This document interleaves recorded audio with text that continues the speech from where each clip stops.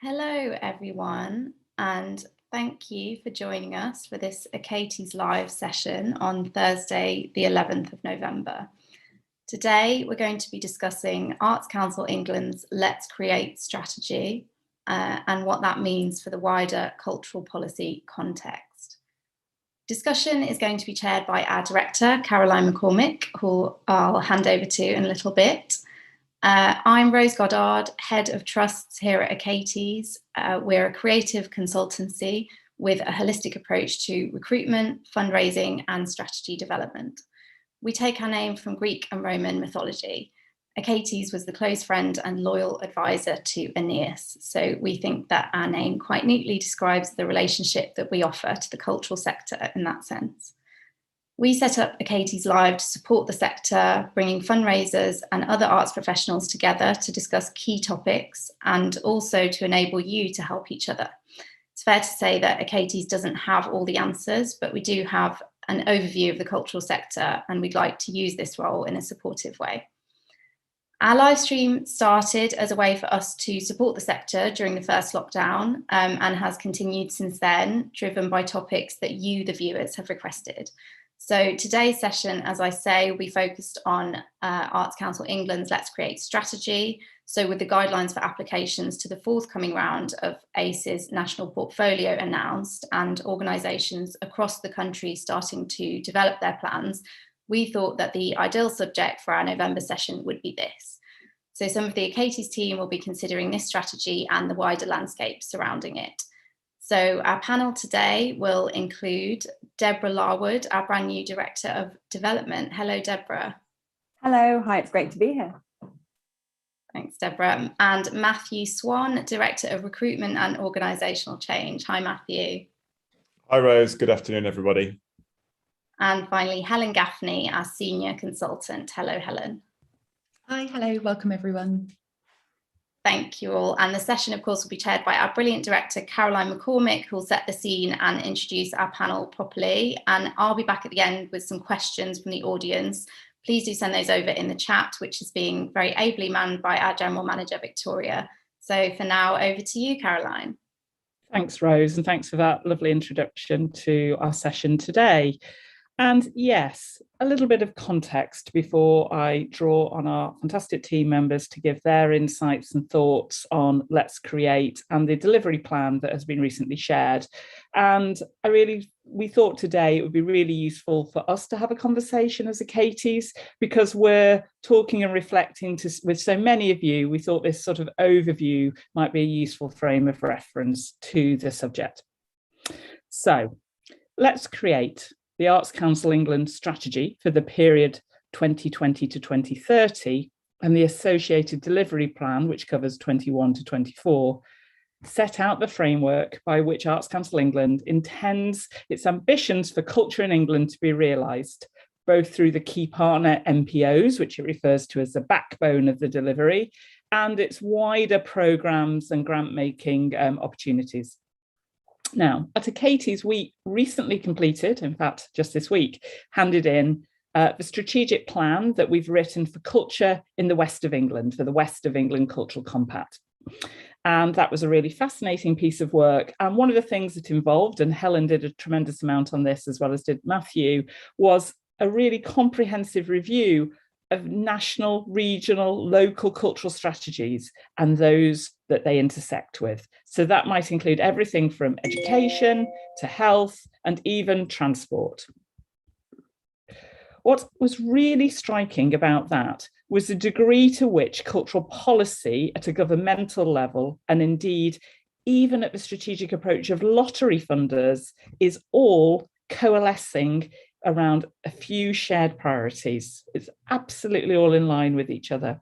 And that's very much about people, place, and well-being. And within a context of post-COVID and indeed post-austerity regeneration.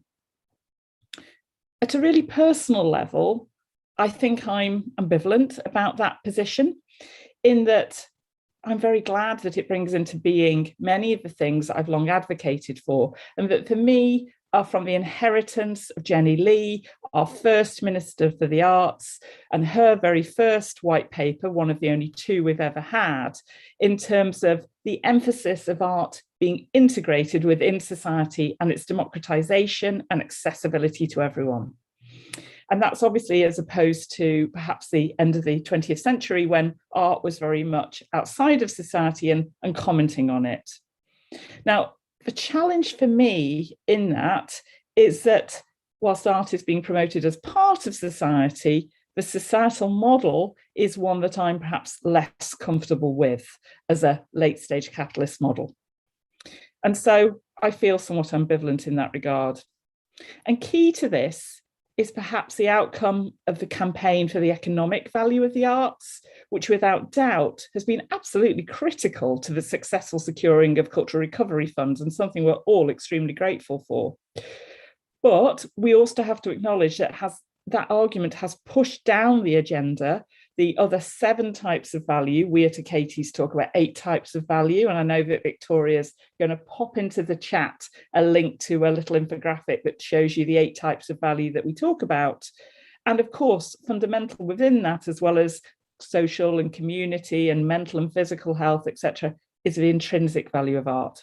So I would suggest that we absolutely should be advocating for economic value, but not in isolation, and that we really are seeing the implications of that argument being broken off in the lack of support for freelancers, the extent of the debt that's been taken on for major organisations. We don't really know the extent of that as yet because those accounts haven't been published. We'll be seeing that in the coming months.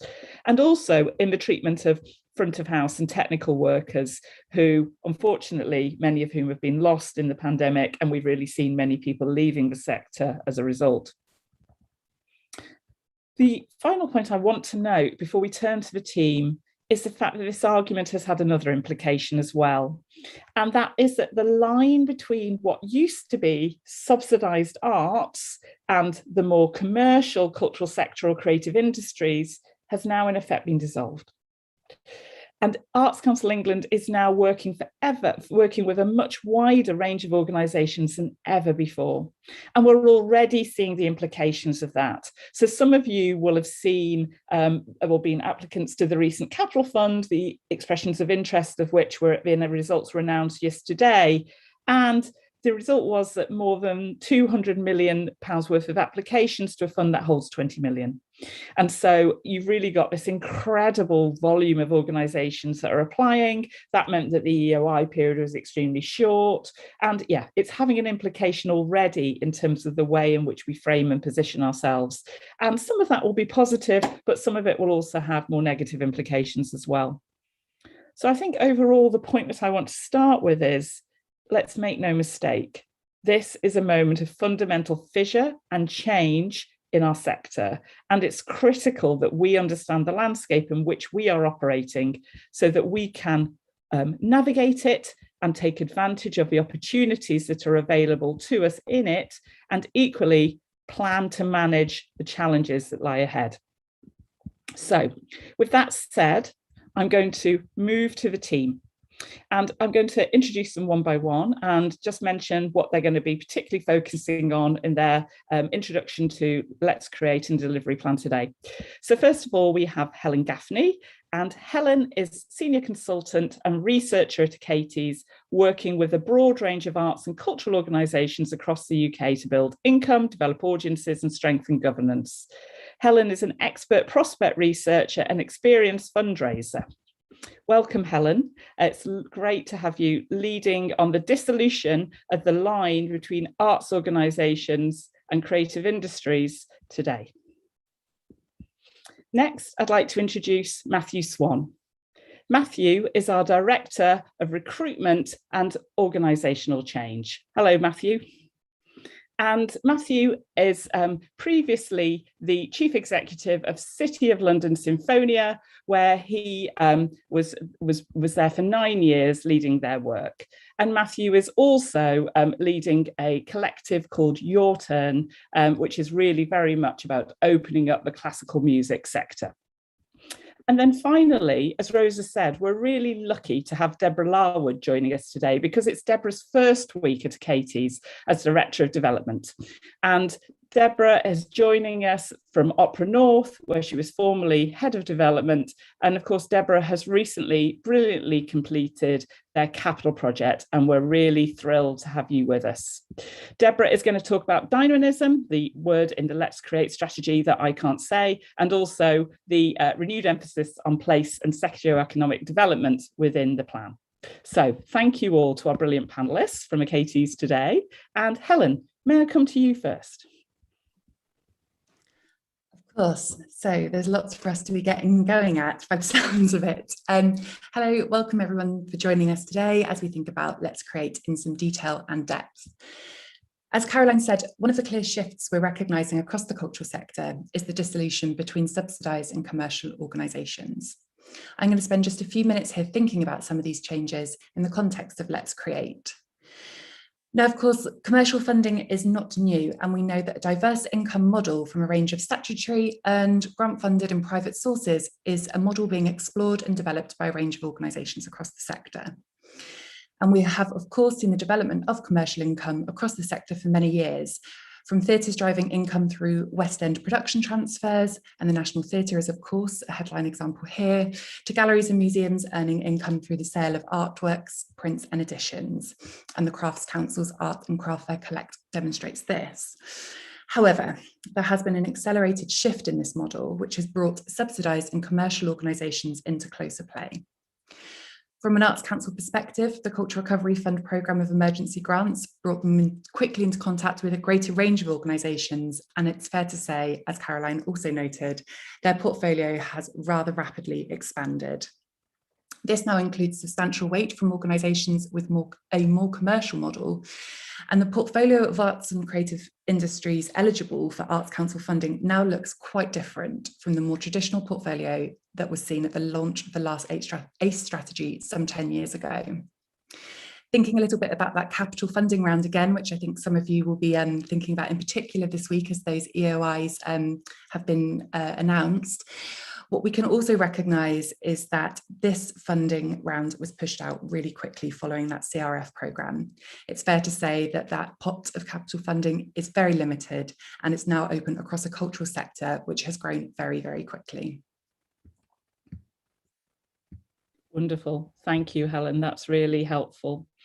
Matthew, I'm going to move to you, if I may, and just ask you to talk us through some of the points that you're really conscious of, particularly with regards to the need for organisational change to ensure inclusion and relevance.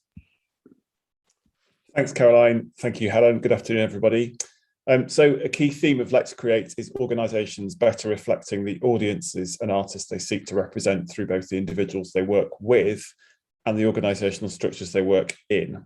The creative benefits of this are well documented, from a greater diversity of thought and perspective across creative direction to a more open and inclusive approach to recruitment across all levels of an organisation. I think the first thing to say about this approach and how we embrace it, it's not the sole responsibility of people from diverse backgrounds and diverse lived experiences. It's of course right that these voices that have been marginalised for so long in wider society, as well as in our own sector, should be heard first and foremost. But as a recent Kevin Osborne article in Arts Professional argued, this approach can sometimes be used to excuse leaders from white and more privileged socioeconomic backgrounds from having to engage with the debate. And I think my colleague Victoria is going to put a link to that article in the chat. It's essential that these leaders engage with this conversation, use their own social capital to effect organisational and sector-wide change. Diversity and inclusion, which is a key theme of Let's Create, is everyone's responsibility, particularly those people whose decision-making can leverage the change called for by Let's Create. Equally, though, some people in these leadership positions may be fearful of engaging with the debate, fearful of appearing inauthentic, of getting the language of inclusivity wrong, or of denying others a voice. Again, it's not the sole responsibility of those people from diverse backgrounds, but those leaders' own peers to help them enter into the conversations and provide solutions.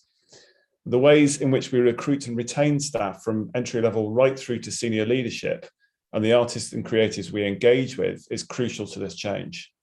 For us all to deliver on Let's Create, we need a fairer, more transparent recruitment practice that removes unconscious bias and encourages a wide range of backgrounds to come into arts and culture. There are a whole raft of tactical ways to approach this, from anonymised screening and shortlisting through to looking at alternative selection structures as regards interviewing, auditioning, and applications to better suit those with different access needs. And also, I'd encourage people to question your requirement for roles. We need people who are ready to take on department head roles, for example, not necessarily someone who has 5-10 years experience in that position already. And does your junior communications role really need to have someone with 2 degrees in fine art to manage your social media accounts? Again, there's plenty of evidence of how this approach can diversify creative thinking, and at Acaties, we know that our own clients have benefited from this more open, inclusive approach, helping to recruit candidates to positions that have hitherto been difficult to fill, not least in senior development roles. Caroline, in her introduction, referred to a fundamental fissure moment in the arts, and one product of this in the last few months as we emerge from the pandemic has been a great resignation across many often low-paid industries, and the arts has been no exception, with unprecedented numbers leaving roles or the sector entirely. Caroline referred to the late capitalism model of defining the arts through economic value. I would argue that this is certainly a catalyst behind this exodus out of the arts. We need, as a sector, to provide better, fairer working conditions and pay, something which I think is implicit, if not necessarily explicit, in Let's Create. Move away from a presenteeism, long hours culture, and an assumption that people's passion for the arts will keep them in the sector, whatever. Not only have countless studies have shown that this approach to be counterproductive in terms of creative output, but many of us already struggle to recruit because so many people leave the industry, particularly as regards entry-level positions and the freelance staff and artists that Caroline referred to. And again, referring back to Caroline again, emphasising the societal intrinsic value outputs of the arts over the economic. And the organisational structure of decision-making is also crucial. Who and how key creative strategic decisions are made? Are there voices in the room that represent the audiences, communities and artists those decisions will affect? And again, this is where those with privilege and power must take a lead, particularly chief executives, artistic directors and trustees, not to make decisions unilaterally, but to help create structure that leads to better, more inclusive decision-making. The stated vision of Let's Create is of a country in which the creativity of everyone living here is celebrated and supported. This won't happen, I think, without the changes I've outlined, led by, yes, those from diverse backgrounds who reflect today's population, but also those leaders who have the power of decision-making across arts and culture. Thank you. Thanks, Matthew. And yeah, some pretty sobering food for thought there. And Matthew and I had a really sort of groundbreaking moment of realization this week when we realized that on the list of priority professions, so this is a list of professions that asylum seekers and refugees and people wanting to have entry visas into the UK can apply for, is included arts workers for the first time. And that sits alongside things such as care home workers, NHS workers and engineers and scientists. And there you are seeing arts workers, by which it means pretty much anybody working in the cultural sector. And that for me really brought home some of the issues that Matthew's referring to there. So thank you, Matthew. It's really, really interesting. And Deborah, I'd love to move to you if I may. And I know that you're going to look across both dynamism and sort of socioeconomic place development, if you would. Thank you. Absolutely. Thank you, Caroline. And good afternoon, everybody. I'm going to start off by looking at dynamism.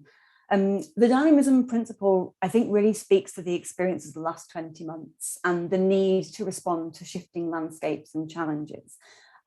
It's about an appetite for change and the inherent courage, I think, that comes with that.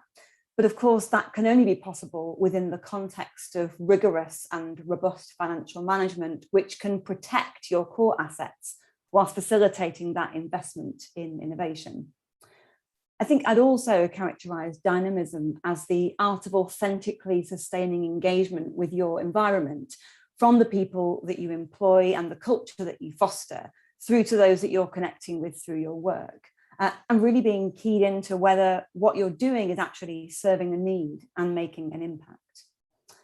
As a creative sector, I think we can be relied upon for a creative response. And we saw many organizations pivot their work following the onset of the pandemic. But the emphasis here on entrepreneurialism in the longer term will require organisations to do two particular things. Firstly, to foster an ongoing culture of innovation, which accepts a level of risk in trying new approaches. And secondly, that discipline of regular reflection to ensure that what you're delivering and the value that you're delivering through your outputs is continuing to meet the aims. And it's actually worth saying that, of course, that value could be a wide variety of things, from societal through to financial. To successfully embrace this entrepreneurial spirit, the key will be to understand your intellectual property and essentially map your assets, and then taking those and looking at them through the lens of your vision and your purpose. And that will really help to determine how they can be best leveraged. An exemplar of this for me would be the English National Opera Breathe project, a social prescribing breathing and wellbeing intervention programme for people recovering from the effects of COVID-19, which was developed in collaboration with partners at Imperial College. The income generated to cover its costs came through philanthropy, and the focus has not been on turning a profit, but rather the value created in enhancing the well-being of participants.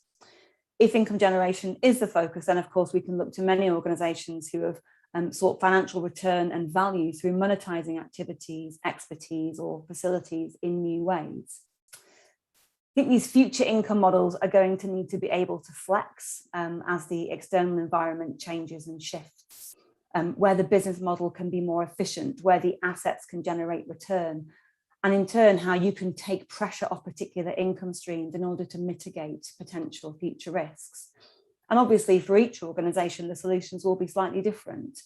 But what will be a commonality is the need to keep your finger on the pulse to ensure that you're continually innovating and that you're ready to respond to any changing landscapes, challenges, or opportunities. I'm going to move us on to the renewed emphasis on place and socioeconomic development. I think developing the focus on place that started back with creative people and places, it's about delivering more opportunities for arts and cultural engagement, particularly in locations where there has historically been lower levels of engagement seen.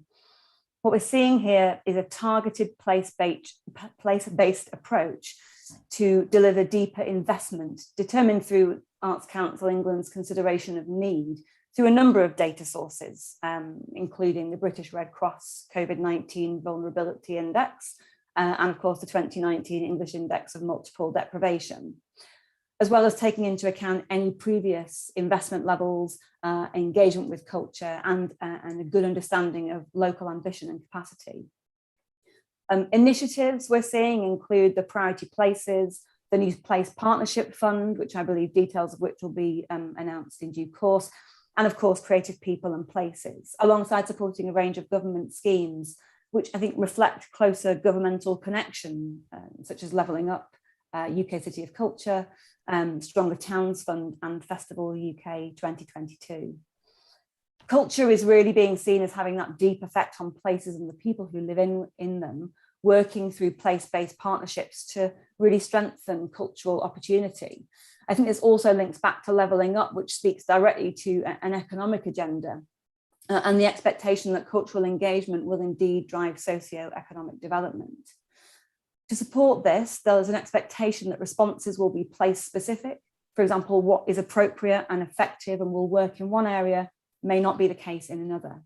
So there's a real focus for me on understanding the social and economic needs and priorities within the places in which you're working and operating. And alongside this, of course, there is a new welcome focus on health and well-being and the vital role that culture in recovery from the pandemic.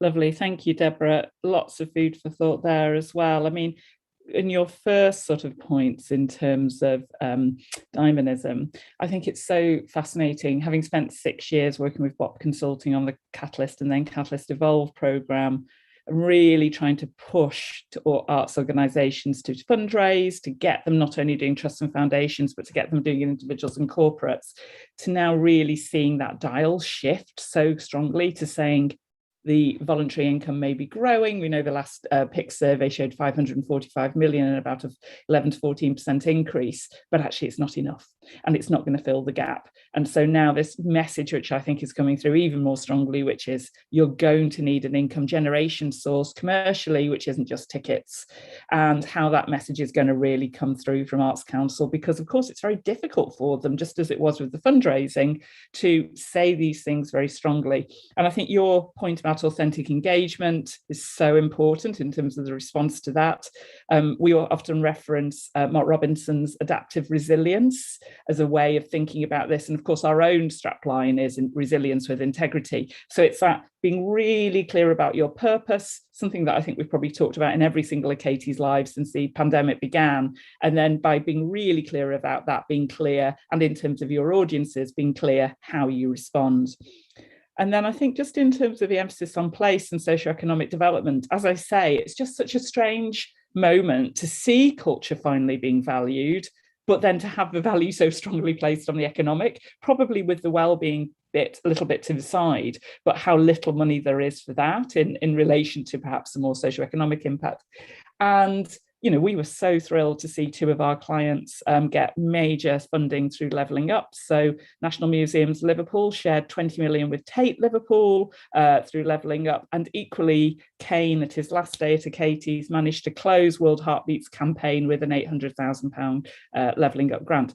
But of course, it's cross-threaded with a very political agenda. And you're quite right that those data sources are really key, but it's not as transparent as that. There is a political lens that's being overlaid on this as well. And we know that there is discrepancy between the socioeconomic data and where money is going. So it's this very, very broad landscape and complicated one that we're working within, absolutely. And I think the three of you have done a great job of summarising some of the real sort of key points and things to consider in thinking about Let's Create.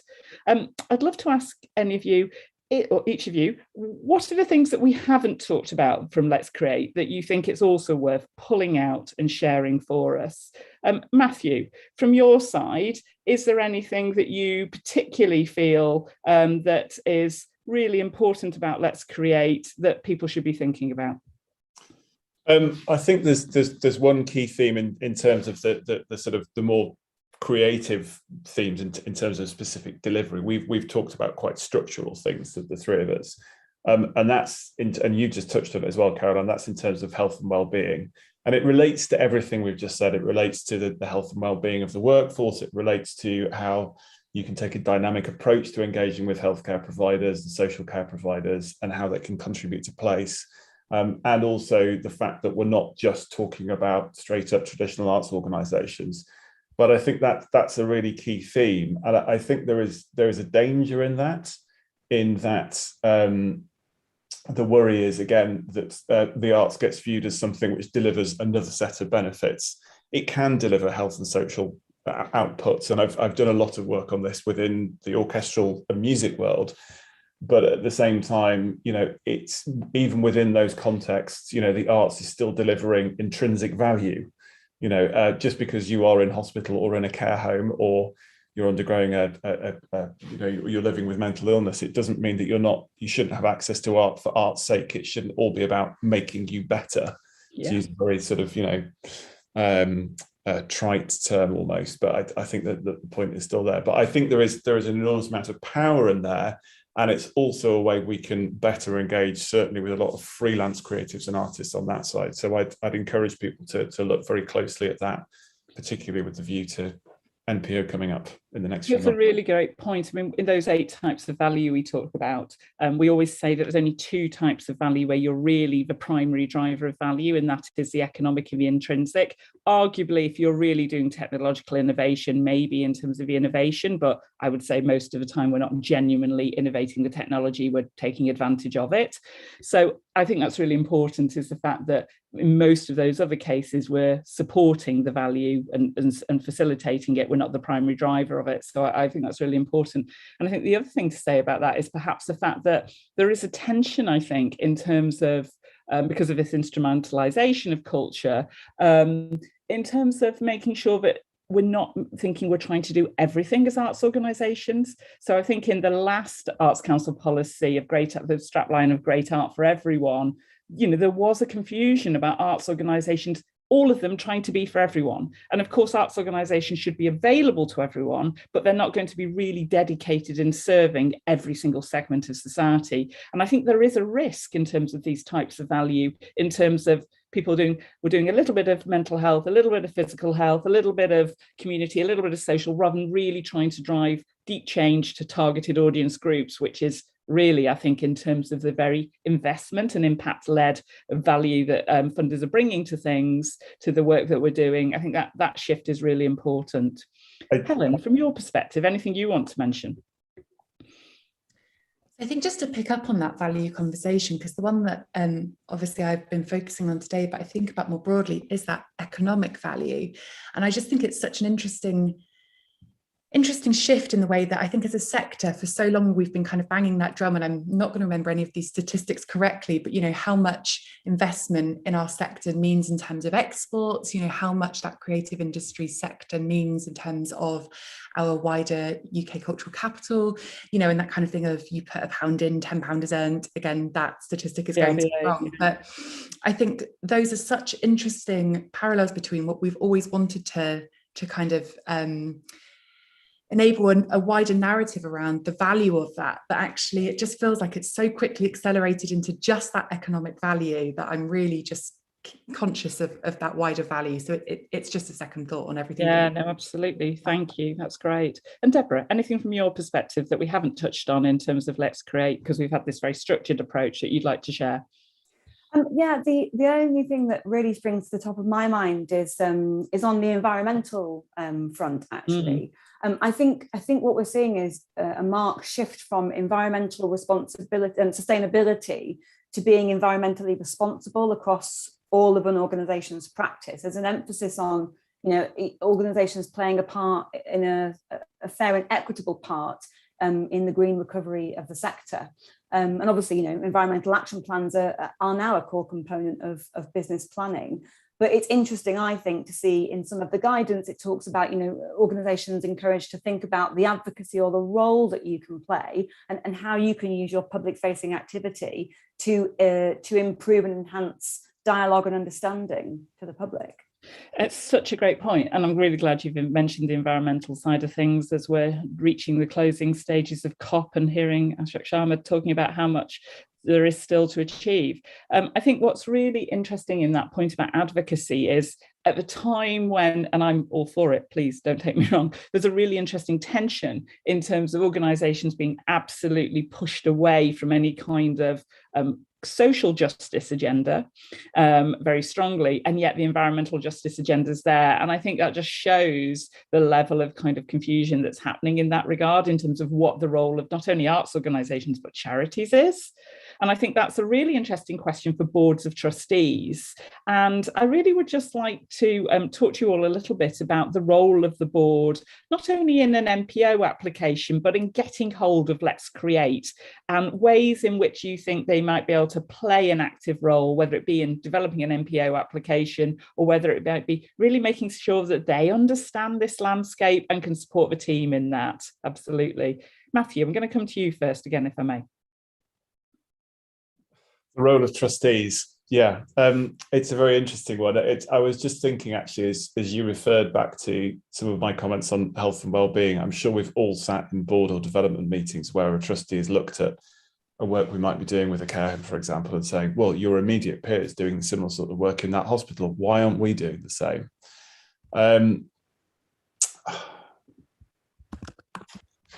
Yes, I'm faced with about 5 million thoughts all occurring at once. I think trustees certainly have a role in those sort of more values-led thing to a great extent. Certainly, you're often engaging with people with huge influence. You're engaging with people who can give you a platform above and beyond what you might be able to do on your own. But I think the danger with that is when trustees come with their own agenda of what they want to push through an arts organisation. And that sometimes is a dichotomy that I'm sure we've all experienced at one time or the other.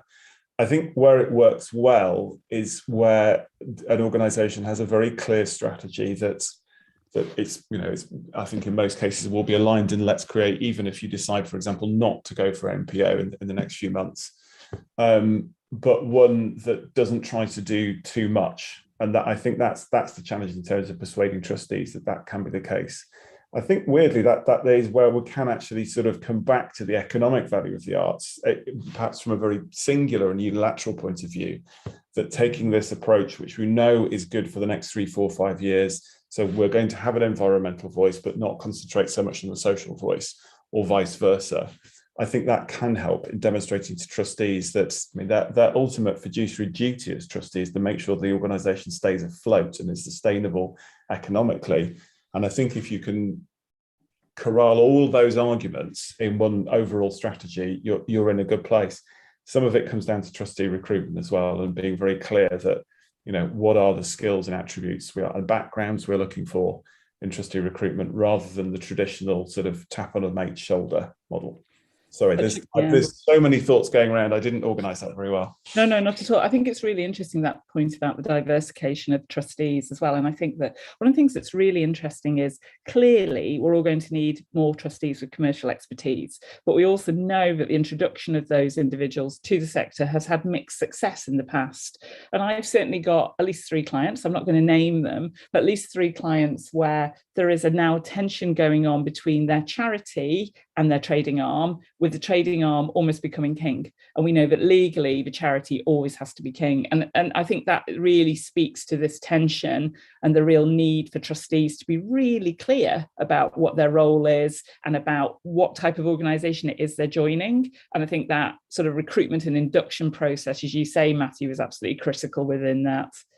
Helen, any thoughts from you on trustees? Obviously, you work both in an organisation and with Acaties, so you've got a really interesting dynamic there.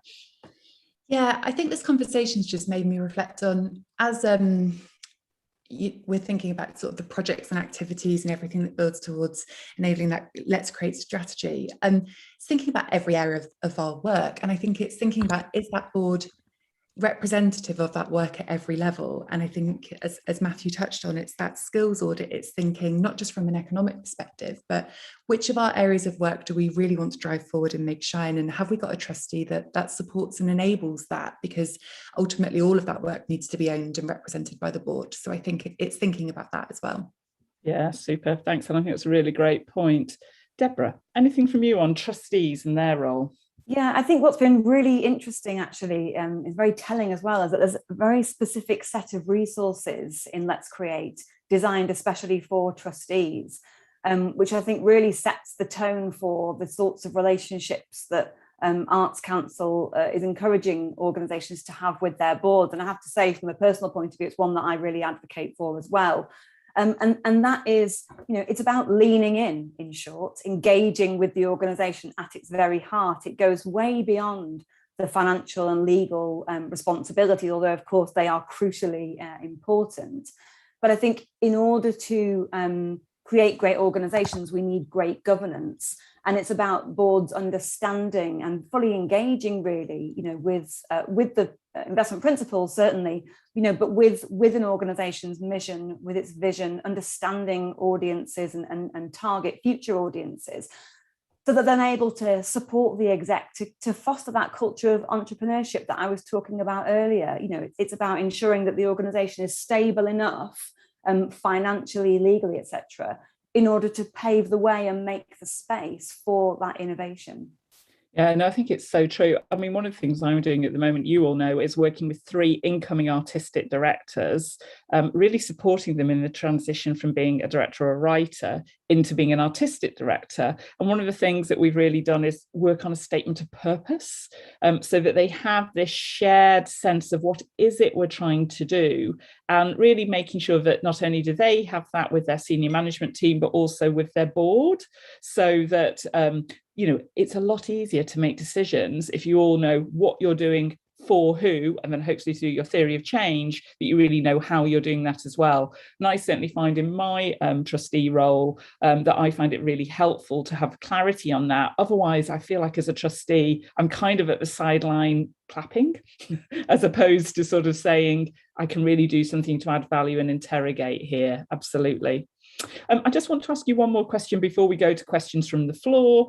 And Deborah, what would you advise an organisation to do in preparing to think about an MPO bid, really bearing this in mind? What would be the things that you might pick up on? Maybe just one or two, so we give a bit of scope for Helen and Matthew as well.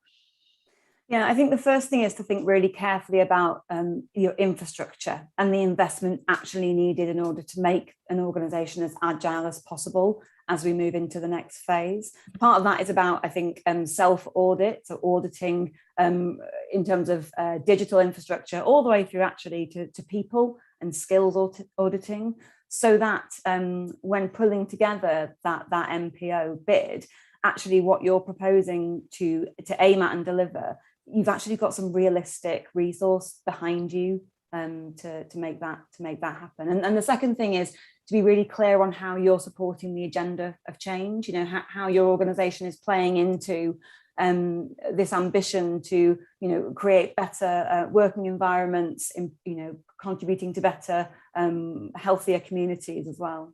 Super, thank you. Matthew, you wanted to add in a further point there as well, didn't you, in terms of things to think about from a trustee perspective? Yeah, well, it's all related actually, and relates directly to what Deborah's just said. I would urge you in terms of the infrastructure of the organisation, your people resource, that's not an afterthought. That is an intrinsic part of your first consideration. And also a clarity of vision. I think going back to the trustees conversation, I'm sure one danger that we've all fallen into in conversations with trustees, and I've probably done it myself as a trustee as well, is mission creep.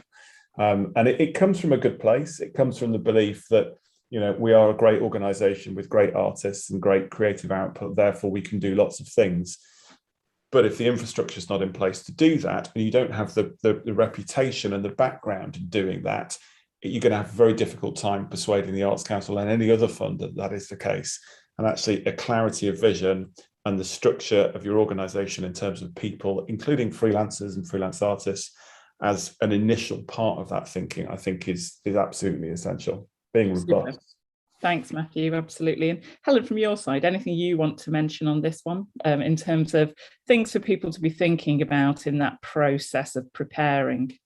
Absolutely. I think it's thinking about those investment principles really clearly. They're articulated, they're defined, and thinking about that resources hub, which is available just to, you know, there's a self-assessment tool to be thinking about areas you might identify for development, and using those tools and resources available through the Arts Council to really, really think about how are you meeting those investment principles, which will be key.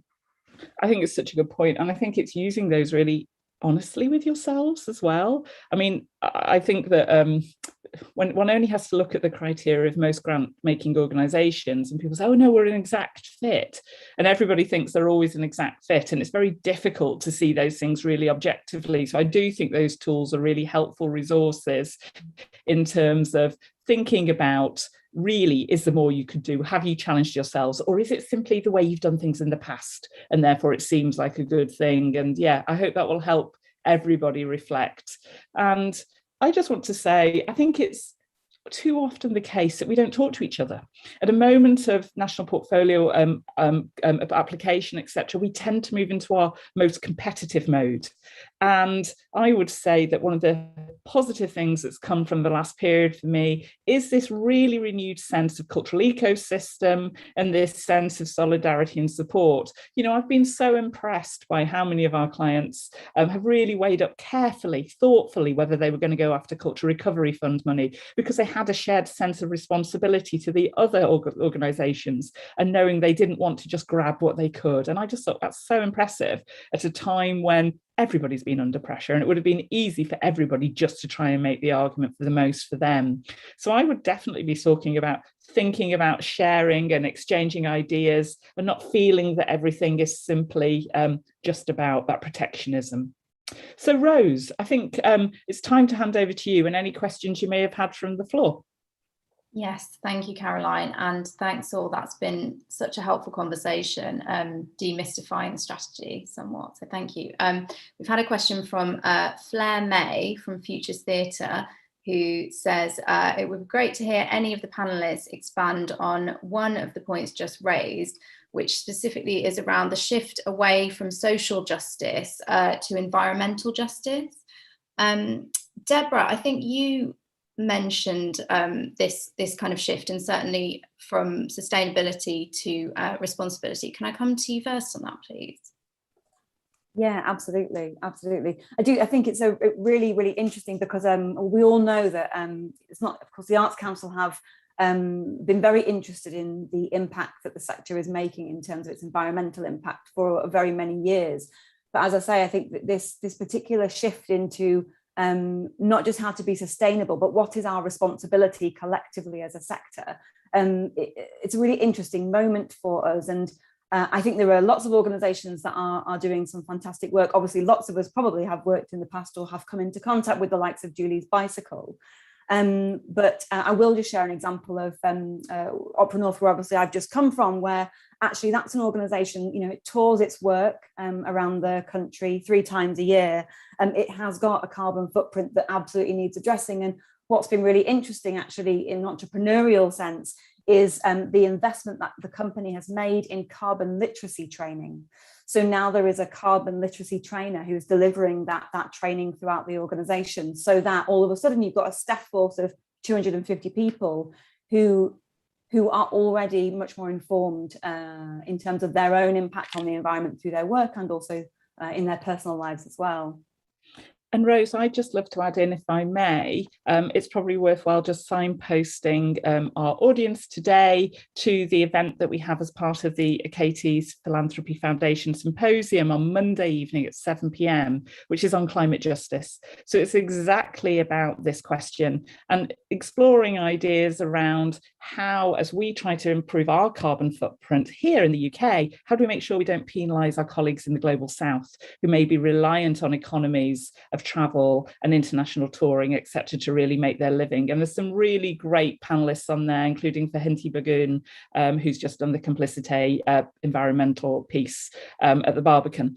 So we really recommend that to you. Sorry, little advert there. Thanks, Caroline. Helen, anything you'd like to add on social or environmental justice?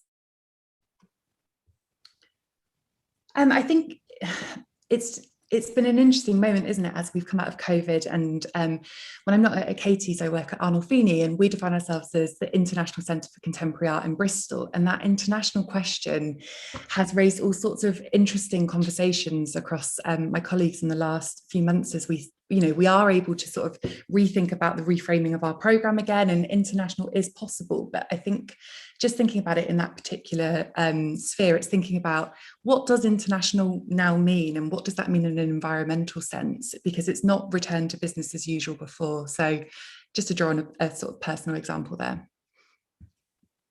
Thanks, Helen. Matthew, anything you'd like to add on this point? Yes. I come from a music background, and if there's any art form that's got a major problem with its carbon footprint, it is music.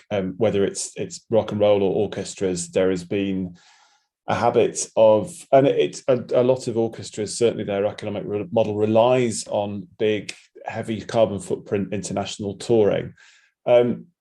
That's something that needs to be addressed on itself, and there's certainly not enough time to do that now. But I think the wider point here is that, because Deborah referred to place, I don't see that environmental sustainability or environmental justice, rather, and social justice should be any way different. We know that the people most at risk of climate emergency are people from lower socioeconomic backgrounds, be that in this country or in the global south.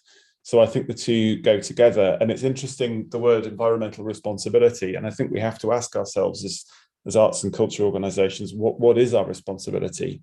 We as a sector are, with the few exceptions as I've referred to, like the music industry, are not going to be able to make a significant dent in reducing carbon footprint of the wider economy. We simply can't do that without this. It's that is, I hate to say it, up to the sort of the big economic investors in the wider economy. I think it is more a question of what are the messages that we can put forward, what are the debates that we can foster, because it's, as Caroline says, it's not as simple as saying don't fly, because that unfairly negates the efforts of many people from the global south in terms of touring. But I think certainly we have a responsibility as people who work in arts and culture to foster debate, not to take away from art being having its own intrinsic value, but I think that's part of that. And Rose, just to say, really in direct response to Flair's question, what I'm really conscious of is the fact that at the same time that cultural organisations are being asked to stand away from some of the social justice agendas, and particularly with regards to topics such as Black Lives Matter, I think that at the same time, we're being encouraged to take a more political role in terms of environmental justice. And it's that contradiction that I'm signposting to and saying that's a really big issue for the Charity Commission, and one that the new head of the Charity Commission is really going to have to get to grips with, is when does something sit within people's responsibility and when doesn't it? Because at the moment it's being very played out in terms of the Articles of Association, whereas for me, I would argue that these things are human rights and therefore they should be everybody's responsibility. And there's a contradiction, quite a knotty moment that we're going through in this regard. And it's being played out very politically for some of our organisations who are really facing this, particularly in the museums and galleries sector, as we know. Thanks, Caroline. That's really fascinating. If I may, and in the last final minute, I just wanted to come back to something that Deborah spoke about, which is so linked into this conversation around environment. Deborah, you talked about place-based investment. We know that's such a key part of this strategy. And for organisations perhaps not thinking in this way already, or for those who perhaps are connected to their local community, but maybe not quite positioning themselves in that way to funders and indeed ACE, it may just be a matter of language. What's the best way to kind of begin mapping assets like that to position themselves as place-specific organisations?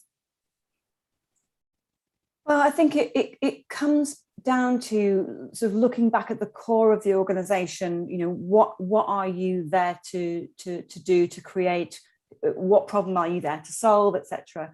You know, and what, in terms of asset mapping, I suppose what I'm thinking about there is, you know, are there particular facilities that could serve a purpose to your community? Is there particular expertise that sits within your organisation that could have a purpose to your community? It's about trying to connect the dots, I think. So sort of looking inward, but then also looking at the context in which you're operating. You know, what are the live issues in your local community? You know, what are the needs? And it's really, I think, about connecting with sort of grassroots, you know, organisations, local communities on the ground, and having discussions and having conversations to try and identify where the two can overlap.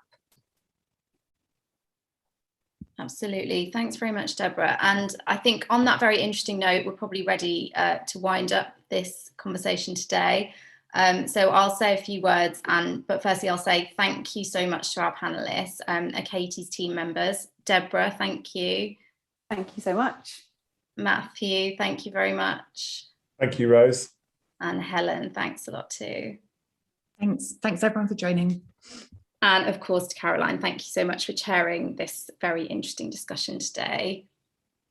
My pleasure. Thanks, Rose.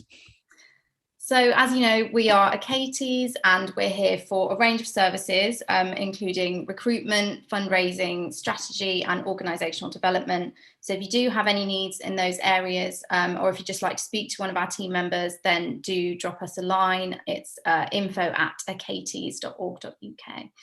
And a reminder, as Caroline mentioned, that the first ever Acaties Foundation Symposium, All That's Been Revealed, is taking place next week. That's the 15th to the 19th of November. It's curated by Javad Alipour, who is an inspirational artist and cultural leader based in the north of England.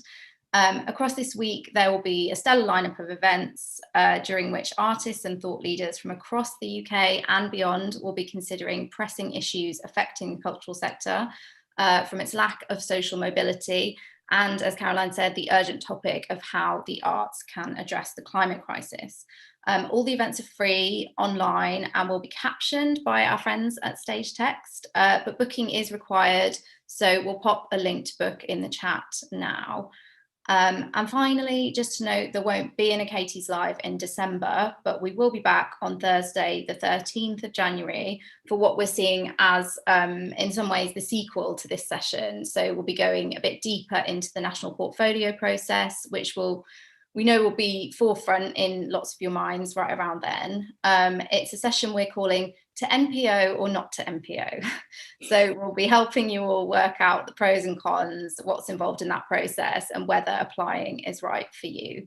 So have a wonderful Christmas break. It still feels some time away. We'll see all of you in the new year.